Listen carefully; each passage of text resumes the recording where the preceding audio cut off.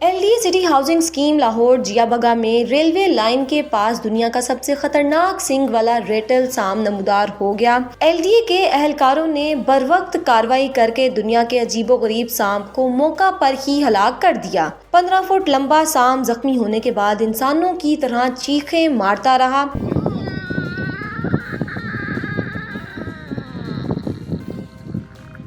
शुमाली America में पाए जाने वाले ये सांप बच्चों के झुंझुने की तरह आवाज करते हैं। ये सांप जिन की शक्ल से भी मुशाबत रखता है। सांपों के रेटल नस्ल का सांप रेलवे पटरी के करीब पकड़ा गया।